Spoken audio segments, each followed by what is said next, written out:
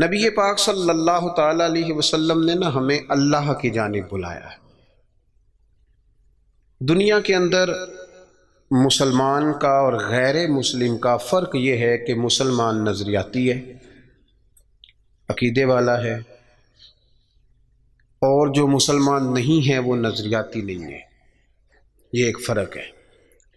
نبی پاک علیہ السلام داعیہ اللہ ہیں۔ نبی کریم علیہ السلام نے ہمیں نظریہ دیا ہے، نظریہ۔ حضور نے ہماری سوچوں کو بدلا ہے، ہمیں نظریاتی بنایا ہے۔ دنیا میں ایک نظریہ یہ ہے کہ ہم نے جو محنت کرنی ہے، جو کوشش کرنی ہے، جو کاوش کرنی ہے، جو کما لینا ہے، وہی صرف ہمارا ہے۔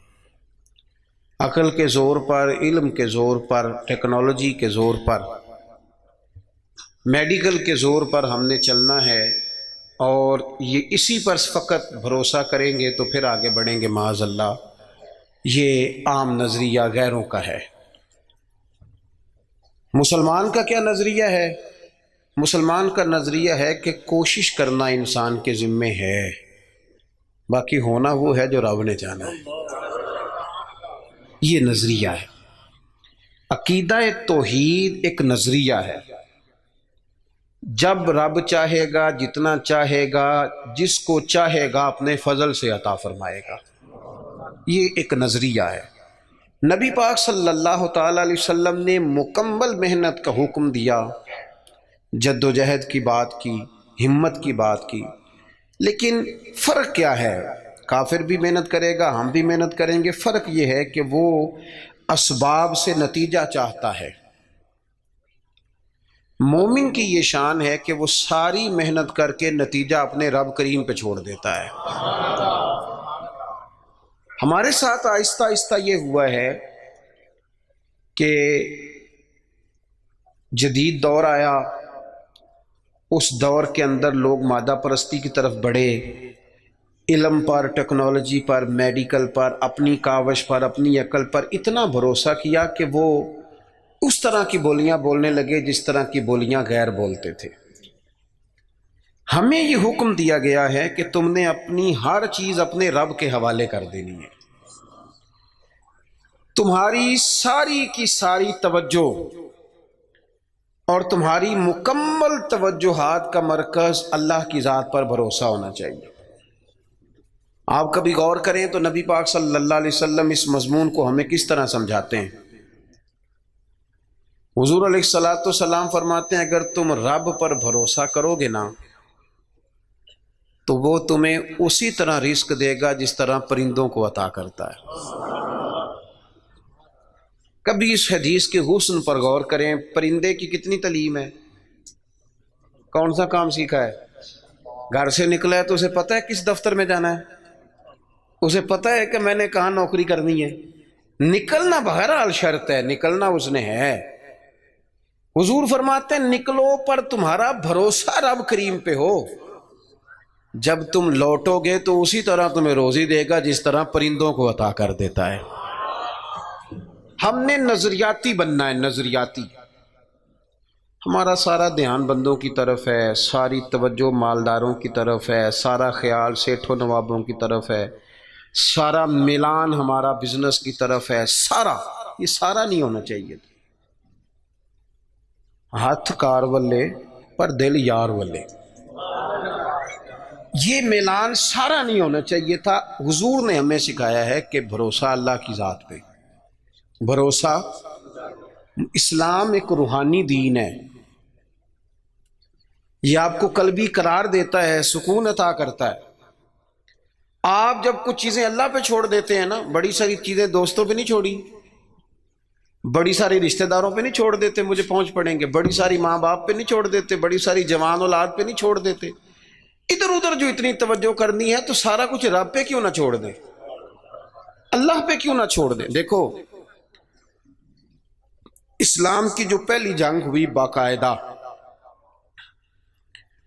اور جس جنگ کے اندر اللہ کے فضل سے مسلمانوں کو وہ کامیابی ہوئی کہ اس کے اثرات آج تک باقی ہیں۔ میں نے ذمہ داری سے کہا ہے آج تک اس کے اثرات باقی ہیں۔ وہ جنگ کون سی ہے؟ جنگ بدر۔ آپ بولے نہیں جی میں آخری دفعہ کہہ رہا ہوں، بچے بھی اور آپ دوست جو بڑے ہیں وہ کبھی کام بتائیں بچوں کو تو اشارے سے، چپ کرنے کا اشارہ یہ ہے، اس کو سیکھ لیں۔ آپ بولے نہیں، بولنے سے تو جو چپ کرانے والے ہوتے ہیں ان کا شور زیادہ ہو جاتا ہے۔ آپ میری بات پہ غور فرمائیں، میں بڑی اہم بات کر رہا ہوں آپ سے، اور چونکہ میں تھوڑی تقریر کرنے کا قائل ہوں اس لیے میں چاہتا نہیں کہ کسی چیز کو کہیں روکا جائے، بس بات ہو جائے تسلسل سے۔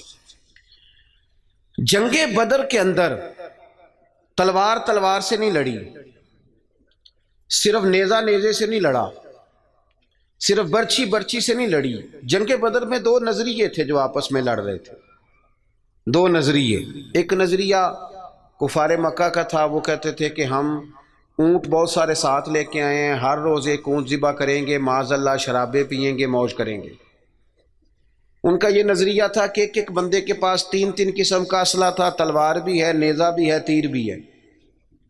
اس طرف کیا تھا، اس طرف وہ 1000 بندہ، یہاں 313۔ اور جب سواریوں پہ سفر کر رہے تھے تو انہوں نے سواریاں ذبح کر کے کیا کھانی تھی، ایک سواری پہ 2 3 لوگ سوار تھے۔ حال یہ تھا کہ 6 زرہیں اور 8 تلواریں۔ اب انسان یہ ذہن میں بات بٹھائیں کہ انسان جب اپنے مقابلے میں طاقتور بندے کو محسوس کرتا ہے تو ذہنی طور پہ ہی کمزور پڑ جاتا ہے۔ یعنی بندوق آپ کی یہاں گردن پہ رکھ دی جائے تو بہت بڑا بہادر کہلانے والا آدمی بھی پورا کانپ جاتا ہے۔ جب ذہن بن جائے نا کہ میرے سامنے 3 گنا زیادہ فوج کھڑی ہے اور اسلحے سے لیس ہے، بندہ نفسیاتی طور پر ہی کمزور ہو جاتا ہے، ذہنی طور پر ہی۔ لیکن یہ 312 اور 13 کمزور کیوں نہ ہوئے، یہ گھبرائے کیوں نہ؟ جب ابو جہل نے رات کو بندے بھیجے نا، اس نے کہا جاؤ جا کے پتہ کر کے آؤ مسلمان کتنے ہیں، تو جاسوس نے جا کے کہا کہ جناب وہ 313 ہیں، اتنا تھوڑا سا اسلحہ ہے، تھوڑی سی سواریاں ہیں۔ تو ابو جہل کہنے لگا ان سے لڑائی کیا کرنی ہے، انہیں صبح نا گھوڑوں کی اونٹوں کی پشتوں پہ باندھ کے مکے لے جائیں گے۔ یہ خوش فہمی دیکھو، یہ منہ اور مسور کی دال، وہاں لے جائیں گے اور لے جا کے نا وہاں ان سے بات کریں گے۔ تو وہ جو جاسوس تھا نا وہی بول پڑا، کہنے لگا سردار پوری تو سن لے بات۔ اس نے کہا پوری بات کیا ہے؟ کہا پوری بات یہ ہے کہ ہیں 313 پر سب کا شہید ہونے کا ارادہ ہے، کشتیاں جلا کے آئے ہیں، بندہ کمزور پڑنے والا ایک بھی نہیں۔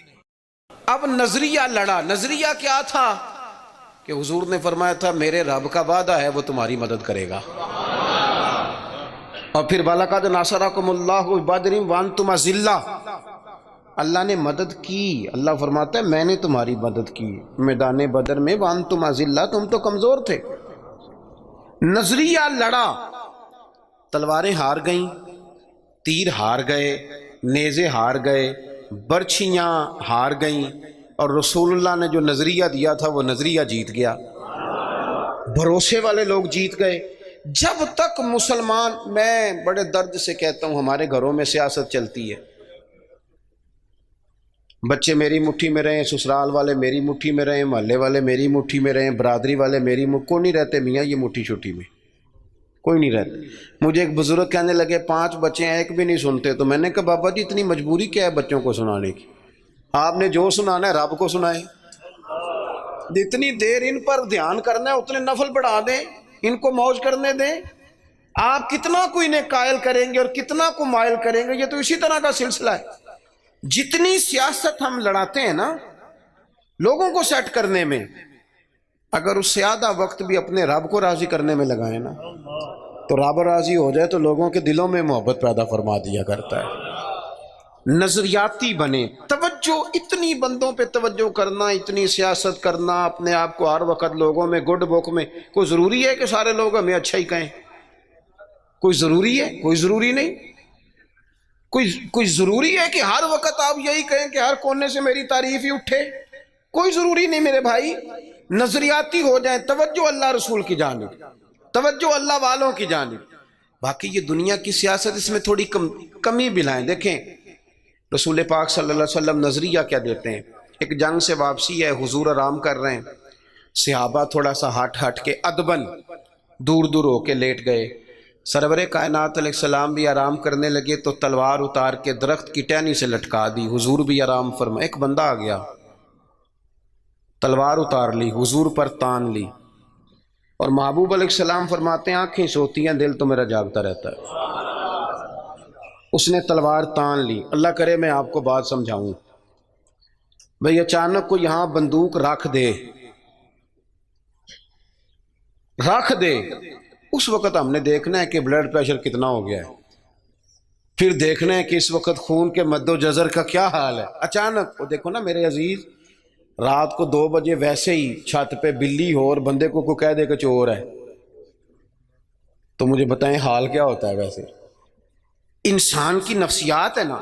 لیکن جو نظریاتی بندے نا، نظریاتی، ڈاکٹر نے کہہ دیا، ایک بندہ نظریاتی نہیں تھا، ڈاکٹر نے کہہ دیا تو ہفتے میں مر جائے گا، تو وہ 3 دنوں میں مر جاتا ہے۔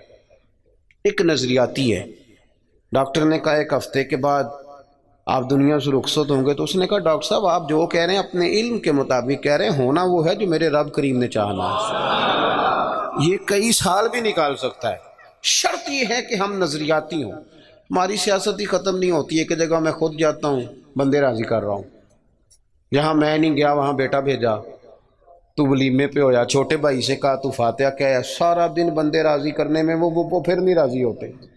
حضرت مولا علی فرمایا کرتے تھے یہ اس طرح ہے جس طرح چرواہے کی بکریاں ہیں، ادھر والی گھیر کے لاؤ تو ادھر والی نکل جاتی، ان کو گھیرو تو ادھر والی نکل جاتی۔ تو ضرورت کیا ہے؟ رب کی جانب توجہ کرنا، اللہ پہ بھروسہ کرنا۔ اس نے تلوار حضور پہ تان لی، او بھائی کیا ہوا ہے؟ آپ کو عرض کیا آپ خاموش ہوں، اللہ آپ کو خوش رکھے اور یہ آنا جانا بھی بند کریں، آپ کو اللہ تعالیٰ بڑی ساری جزائے خیر دے۔ کچھ بندے بزدل ہوتے ہیں، انہیں تقریر نہ بھول جائے کہیں۔ آپ میری بات سنیں، آپ کی مہربانی، اللہ آپ کو سلامتی عطا فرمائے۔ میں نے جتنی بات کر لی ہے شاید اتنی بھی نہ کروں، اس سے کم کروں، لیکن چاہتا یہ ہوں کہ میری نہیں ہے نا، اللہ رسول کی ہے، تو اللہ رسول کی بات اپنے دامن میں بڑا ادب رکھتی ہے۔ عزیز بھائیو، اس نے تلوار حضور پہ تان لی، سرکار نے مقدس آنکھیں کھولی۔ تو میں بتا چکا ہوں کہ اگر ہم پر کوئی پستول تانے تو شاید سارا وجود کانپنے لگے۔ اس نے تلوار تانی، حضور کی مقدس آنکھیں کھلی، کہنے لگا آپ کو مجھ سے کون بچائے گا؟ قربان جائیں، حضور نے مسکرانا شروع کر دیا۔ زندگی نظریاتی بن جاؤ، زندگی ہنس کے گزر جائے گی ساری، لیکن اگر نظریاتی نہیں ہونا تو پھر تو بھائی کاروبار پہ نقصان پہ بھی ہارٹ اٹیک ہو جاتا ہے، پھر تو میرے عزیز نوکری سے جواب ہو جائے تو لوگ مریض ہو جاتے ہیں شوگر کے۔ اگر آپ نظریاتی ہیں تو جی لیں گے۔ اس نے کہا کون بچائے گا؟ تو محبوب مسکرا کے فرمانے لگے یہ تو نے عجیب بات کر دی، مجھے میرا رب بچائے گا۔ اللہ کے نام میں طاقت ہے، اللہ کے نام میں قوت ہے، اللہ بچائے گا۔ بس حضور کی زبان نور سے یہ جملے نکلے، اللہ بچائے گا۔ ان لوگوں سے ڈرنا چاہیے جو اپنے فیصلے رب کے حوالے کرتے، اچھا وکیل کرنے کے پیسے نہ ہوں، سفارش کے پیسے نہ، اور معاملہ اللہ پہ چھوڑ دیں، ان سے ڈرو۔ انہوں نے سب سے بڑے کورٹ میں مقدمہ دائر کرا دیا۔ حضور فرمانے لگے رب بچائے گا۔ بس ان لفظوں میں کیا اثر تھا، بندہ کانپنے لگا، تلوار ہاتھوں سے گر گئی، سرکار نے اٹھا لی، فرمایا لو بھائی مجھے تو رب نے بچا لیا ہے، اب تو بتا تجھے کون بچائے گا۔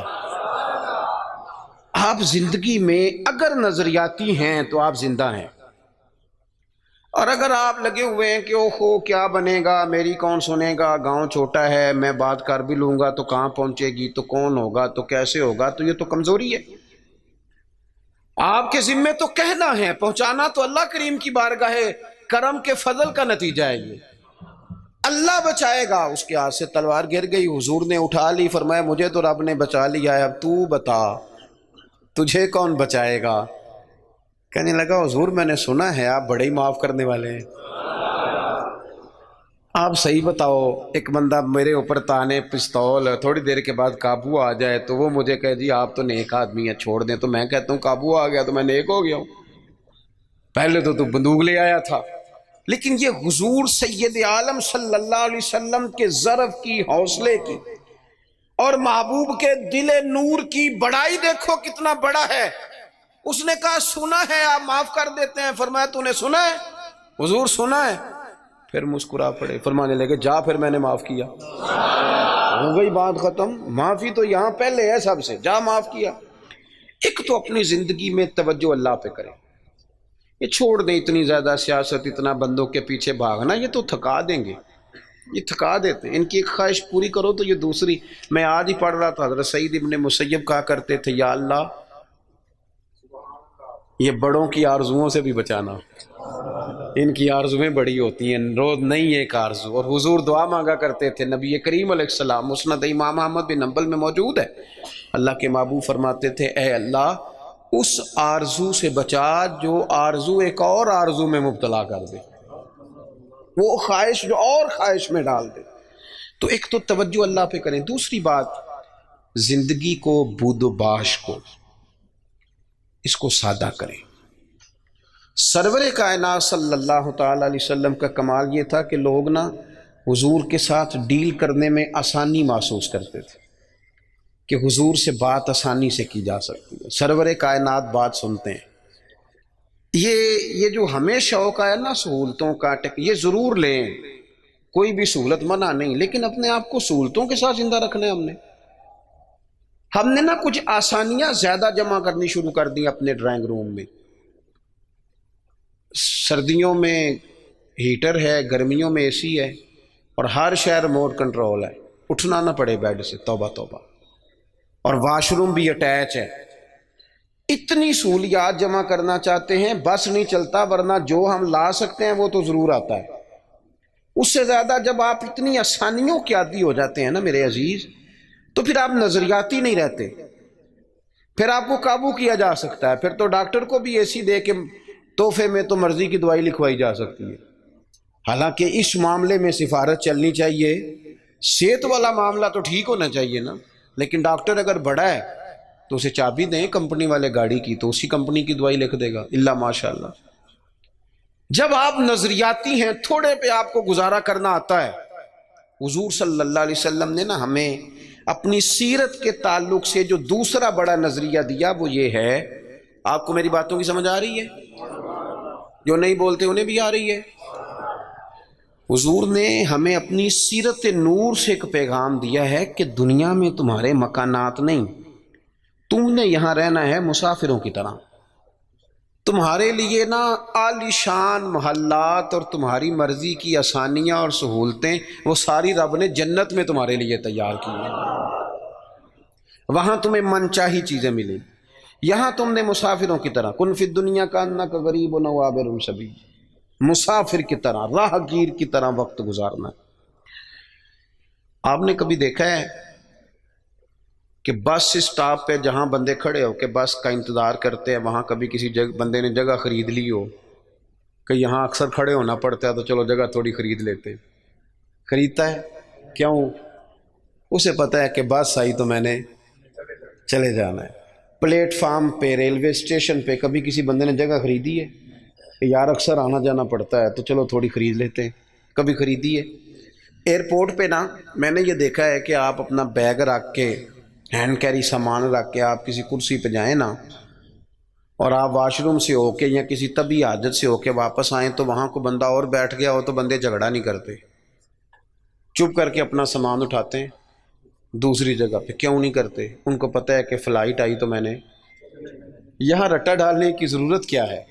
آپ نبی کریم علیہ السلام کی بات کو سمجھیں. حضور نے فرمایا کہ تم نے یہاں مسافر کی طرح رہنا ہے. مسافر کو 2-2 مرلے کے لیے جھگڑے کھڑے کرتے ہیں, وہ کچھ 6-6 انچ کے لیے رٹے ڈالتے ہیں. ان کو تو پتہ ہے کہ حضرت اسرائیل نے آنا ہے اور ہم نے چلے جانا ہے. اس لیے حضرت بلال حبشی رضی اللہ تعالیٰ عنہ بڑا عرصہ رہے مدینہ طیبہ, 10 سال رہے, انہوں نے کوئی مکان نہیں بنایا. ایک حجرے میں وقت گزر گیا, کو بتائے کہ شادی سے پہلے مولا علی شیر خدا کا مکان کہاں تھا, کو بتائے کوفے میں کتنی جائیدادیں بنائی انہوں نے, کہاں محلات تعمیر کیے ان لوگوں نے. ان کو پتہ تھا, ان کو پتہ تھا حضرت عمر پر 80 دینار کا قرضہ تھا. انہوں نے پتہ تھا کہ جب حضور آئے تھے نا معراج کی رات تو مجھے بتایا تھا کہ عمر میں تیرا محل دیکھ کے آیا ہوں.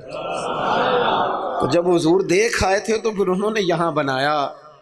یہ نظریاتی بات ہے، اس کو آپ نے سمجھنا ہے۔ ہمارے ہاں یہ ابھی کرونا آیا نا، پینک پھیل گئی، ٹینشن ڈپریشن کے مریض بڑھ گئے۔ آپ نے ناراض نہیں ہونا، زیادہ تر وہ لوگ ٹینشن میں ہیں جو آسانیوں میں جینے والے تھے نا، کیونکہ بندے نے اتنی قیمتی کوٹھی بنائی ہو پھر چھوڑ کے مر جائے، دل نہیں کرتا مرنے کو۔ اتنے پیسے جمع کیے ہوں پھر چھوڑ کے کیسے مرے، دل ہی نہیں کرتا۔ وہ لوگ مسافر تھے جنہوں نے سامان باندھے ہوئے تھے، جب رب کا حکم آئے گا ہم حاضر ہو جائیں گے۔ اب یہ ٹینشن کیوں پھیلی؟ ٹینشن بھی اس لیے پھیلی کہ ہم اسلامی نظریات کو نہیں سمجھتے۔ اور میرے بھائی وہ کسی اور کا عقیدہ ہے کہ مر جائیں گے تو فنا ہو جائیں گے، اور کا عقیدہ ہے۔ اور مجھ سے کوئی سوالات بھی ہوئے اس دوران۔ دیکھو قبر کھڈا بھی ہے، گڑھا بھی ہے، لیکن مجھے اپنی ڈائریکشن کا پتہ ہے، آپ کو بھی اپنی ڈائریکشن کا پتہ ہے۔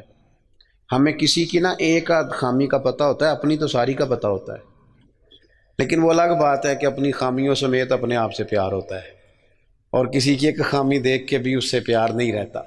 عزیز بھائی، ہمارا یہ مسئلہ ہے کہ اگر تو ڈائریکشن ہماری غلط ہے، کام ہم نے دوزخ والے شروع کیے ہوئے تو قبر کھڈا ہے، دوزخ کے گڑھوں میں سے گڑھا ہے۔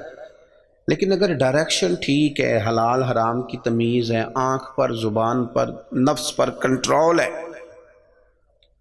پھر قبر کھڈا نہیں، نظریہ سمجھو، پھر تو قبر باغ ہے۔ نہیں سمجھے آپ میری بات؟ قبر باغ میں جاتے ہوئے ڈر لگتا ہے، پریشانی ہوتی ہے، دل گھبراتا ہے۔ وہ جی قبر میں آکسیجن کہاں سے آئے گی؟ میں نے کہا جہاں اماں کے پیٹ میں بچہ ہوتا ہے تب کہاں سے آتی ہے؟ چلیں اس سے بھی اور مثال دیتا ہوں، کبھی انڈا دیکھا جب اس میں سے بچہ نکلتا ہے؟ چاروں جانب کو جگہ ہوتی ہے آکسیجن کی۔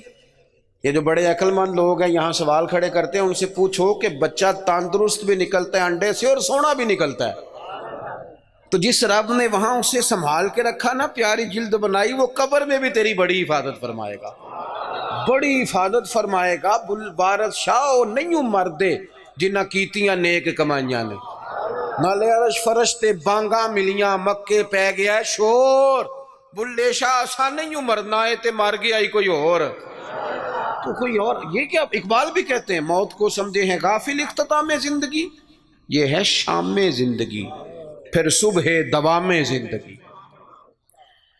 قبر باغ ہے، باغ۔ آپ ایک وہ ہے کہ خوف ہے قبر میں کیسے جائیں گے، وہاں کیا بنے گا، بستر کوئی نہیں، ٹھنڈ بڑی ہے، وہاں کیسے گزارا۔ ایک یہ ہے کہ وہ باغ ہے، باغ بھی عام نہیں، روضۃ من ریاض الجنہ، جنت کے باغوں میں سے باغ، اور باغ عام نہیں جس کے نیچے نہریں رواں ہیں، اور باغ اتنی شانوں والا ہے کہ پہلی آنکھ کھلے گی تو زیارت چہرہ ودھا کی نصیب ہوگی۔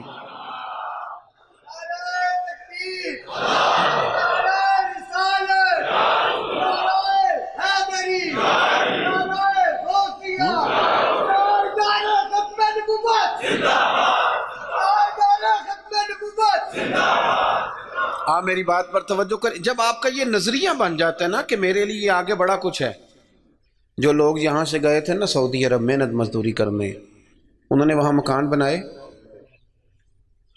میں نے دیکھا ہے کہ جس نے جو گیا تھا نا 35 سال پہلے جو کمبل خریدا تھا، واپس آنے تک وہی کمبل ہے، اور وہاں بیٹھ کے اس کو پتہ ہے نا میرا گھر پاکستان میں ہے، تو یہاں وہ ٹائلیں بھی لگواتا ہے، حالانکہ آ کے سال میں رہنا 15 دن ہے، 20 دن ہے، ٹائلیں بھی لگوا رہا ہے، تیاریاں بھی۔ کیوں؟ کہ ذہن بن گیا میرا اصل گھر۔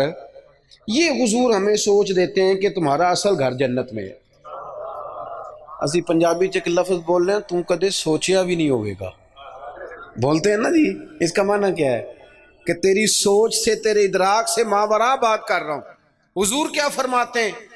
نبی پاک فرماتے ہیں تمہارے لیے رب نے جنت میں وہ نعمتیں تیار کی ہیں نہ کسی آنکھ نے دیکھی، نہ کسی کان نے سنی، اور فرمایا تمہارے دل پر خیال بھی نہیں گزرا ہوگا کہ اللہ یہ عظمتیں عطا فرمائے گا۔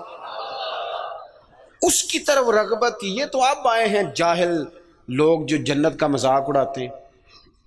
ہمارے بعض نعت خواں اللہ ماشاءاللہ، بعض ادیب، بعض شاعر، بعض واعظین، وہ کہتے ہیں میں جنت ہوگا دی گل کرنا۔ اگاں کتے جانا ہے تو؟ یہی سارا کچھ ہے، جنت میں ہی اللہ کا قرب ملے گا اور یہی رسول اللہ کی زیارت بھی نصیب ہوگی۔ آگے کدھر جانا ہے تو نے؟ کون سی نئی جگہ بنا لی میاں تو نے؟ بات کو سمجھیں۔ اب حضور نے نظریہ دیا، حضرت عمر فاروق رضی اللہ تعالیٰ عنہ سرکار سے ملنے آئے۔ حضور نہ موٹے بان کی چارپائی پہ آرام فرما تھے، ان تے پائی پنڈا بھی بیڈ نے، بان دیاں چارپائیاں کتھے رہ گئیاں؟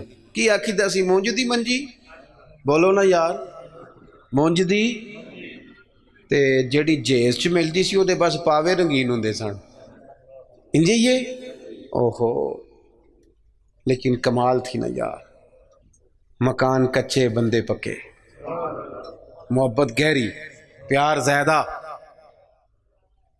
حضرت عمر آئے، اللہ کے رسول آرام فرماتے بوٹے بان کی چارپائی پہ، حضور حضرت عمر کے لیے اٹھے تو کمر پر نا یہ جو موٹے بان کی چارپائی ہوتی ہے اس کے نشان پڑ جاتے ہیں، اور ہم نے دیکھے اکثر بزرگوں کی کمروں پہ نشان ہوتے، اکثر دیکھے۔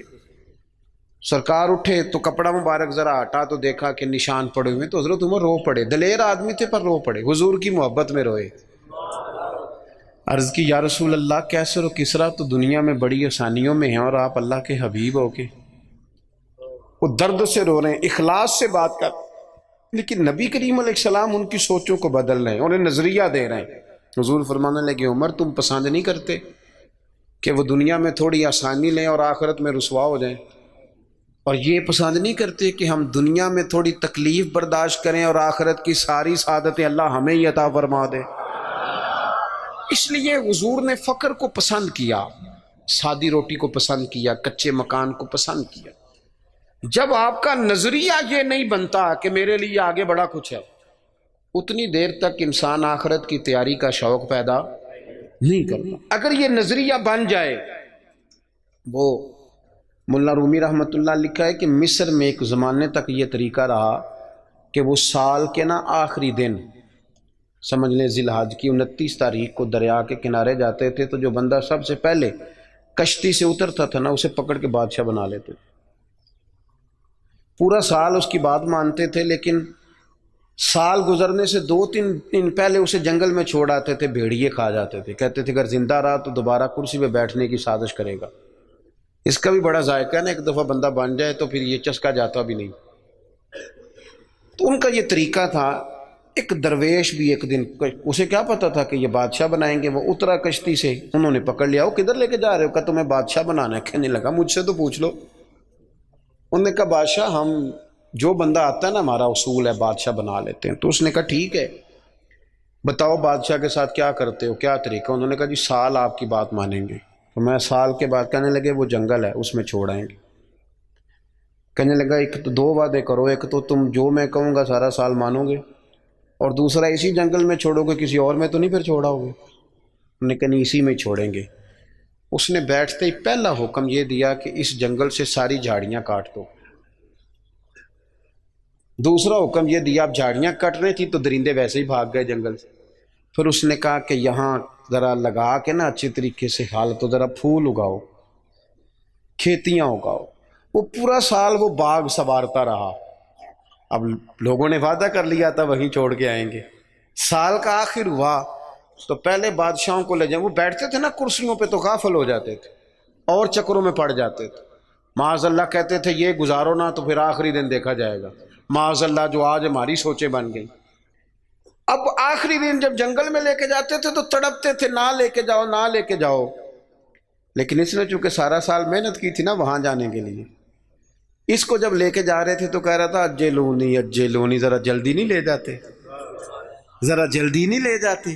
عارف رومی فرماتے ہیں کچھ بندے دنیا میں رہتے ہیں، دنیا میں جیتے ہیں، لوگوں کے ساتھ وقت گزارتے ہیں، لیکن موقع ملا ہوتا ہے نا اپنی قبر کو باغ بناتے رہتے ہیں، پھول لگاتے رہتے ہیں۔